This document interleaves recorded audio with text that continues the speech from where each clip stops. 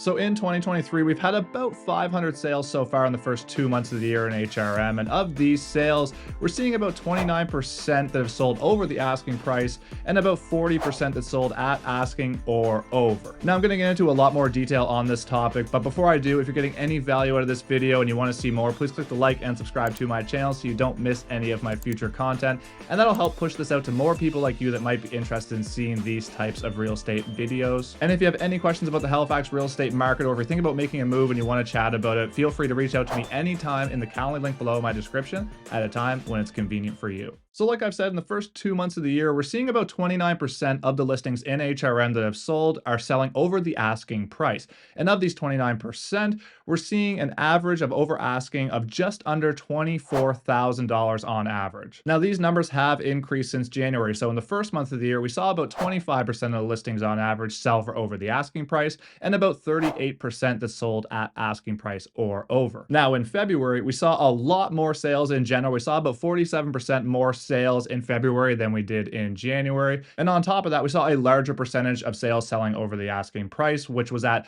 31% compared to the 25% in January. And then in total, we saw about 42% sell for asking price or over, which was 38% in January. So statistically speaking, so far this year, things are getting harder for buyers as the time goes on. And in my everyday dealings with buyers and sellers, I'm noticing a lot of very busy listings, and especially anything that's under about the $600,000 range seems to be very, very hot in HRM and seems to be getting a lot of attention from buyers and oftentimes multiple offers. But honestly, this is still very, very dependent on, where it's priced, what neighborhood it's in, what kind of product it is. But I can tell you that, for example, I have a buyer looking for a semi-detached property in Sackville up to $400,000, and pretty much every semi I've showed in Sackville has been in multiple offers. And most times it's been anywhere from 3 offers all the way up to 8 or 10 offers. So things are heating up for sure. So the question is, what does this mean for you, the buyer and the seller, or just the consumers in general? So if you're a buyer,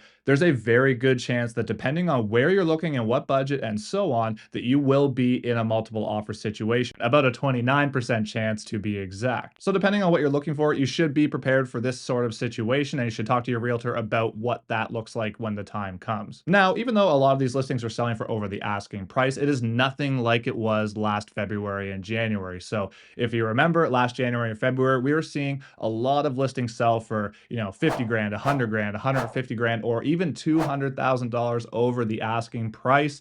Realtors were still listing very much under the market value. So now we're listing closer to, market value of what we think it's going to be worth. And then if it gets to a multiple offer situation, on average, it's going over asking by about $24,000, just shy of that actually.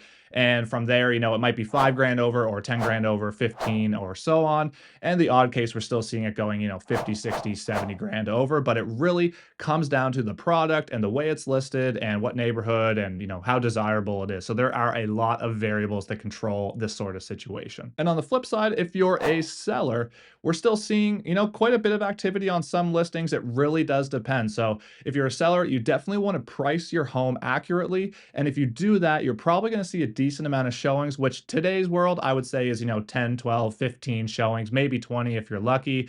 But if you're getting over 10 showings, oftentimes that's going to generate multiple offers for you, depending on how you price your home. So it is still possible to sell for a great price. It just depends what your situation is, what you're looking for, and what your specific needs are. Now, going forward, it's really hard to say what's coming in the spring this year. I'd say it's harder to predict than ever, but I do believe our market will be continuing to be pretty stable here in Halifax, but only time will tell. And a big factor will be, what happens with the listing inventory? Do we get a bit of a flood of it?